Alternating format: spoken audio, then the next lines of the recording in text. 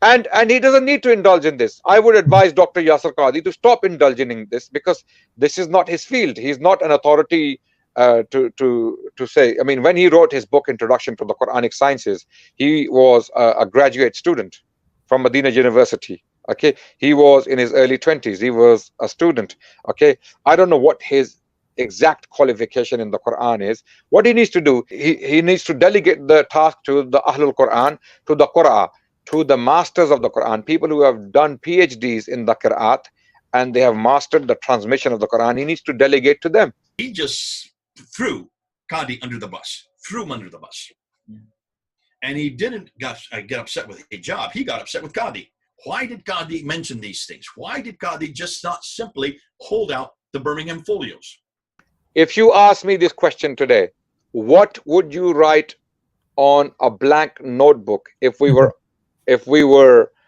asked to write the Quran on that blank notebook? I would write exactly this. This was what and why I would write that? Because this is exactly what's here. From page 1 to the page last. If you go to islamicawareness.org, there is a list of Qur'ans from the 1st century. We have the entirety of the Qur'an, from the 1st century. The entire Qur'an, we have it from the 1st century. Okay, in different libraries. Okay, we even have complete copies. The Husseini Mosque manuscript, which is from the 1st century in Cairo.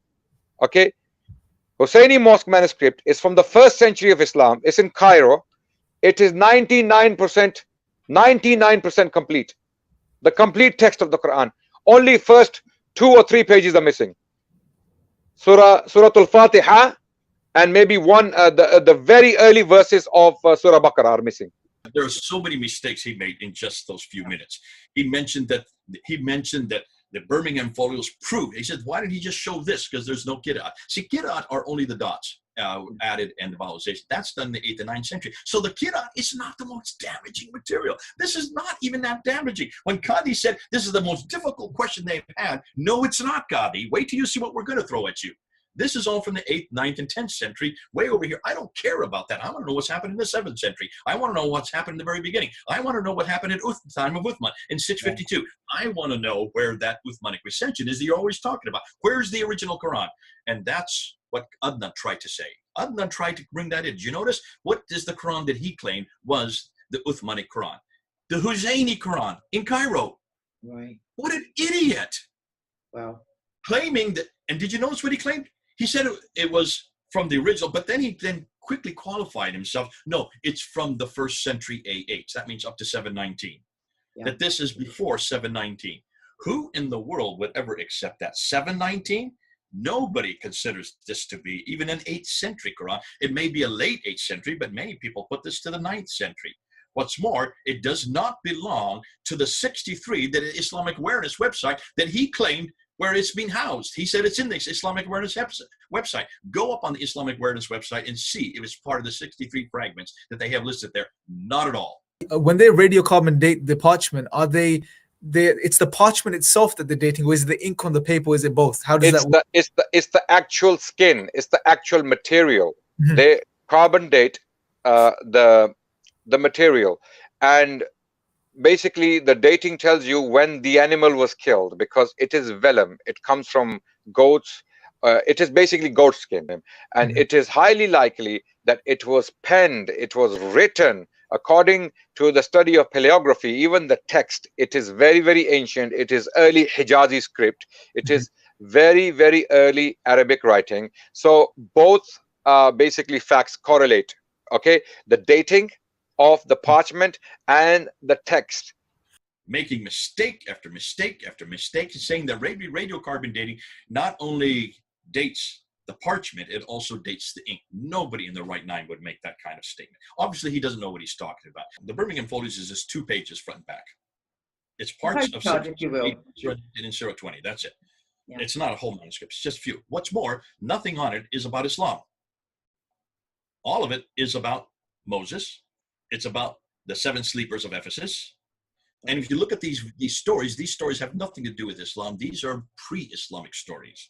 Right. What's more, The dates are 568 to 645. When was the Quran finally canonized under Uthman? In 652. So even if you go with the latest date, the last date, it's 7 years before the Quran was even finally canonized, finally written down. Yeah. So how could it be the original Quran? Perfect. Secondly, on top of that, carbon dating is so inexact. The fact that they have to put from 568 to 645, that's almost 100 years wingspan, proves that this is a very inexact science. Thirdly, what you notice, and this is what you brought up, when you talk about radiocarbon dating, you can only look at when the animal died. So the parchment may have been created at that time. Let's say 645. They're going to go with the latest date, obviously. Let's just say it was created 645. When was it written on? That could be decades later. That could be many years later. What's interesting is you cannot date the ink because the ink is amalgamation of many different pigments that come from many parts of the world, that come from many people. Only date one. Nobody ever dates the ink. You can only date the parchment. Now, so Adnan made enormous mistakes, but it's what he has done us a favor, and this is what I want to talk about. In this whole thing, everything has been Qira'at, which is way back in the 8th and 9th century. I don't want to talk about the Qira'at. I would rather they talk about the manuscripts. So who has done us a favor by now pushing us into the manuscripts but Adnan Rashid? Which means now, this week, we're going on the offensive. Remember, Kay, I've said always, the best defense is a good offense. Always put them on the defense. Notice nobody's talking about Bible manuscripts. Nobody's talking about the historicity of Jesus. None of this. It's all against Islam, and it's all against the Quran. The one thing the Muslims don't want us to talk about is this.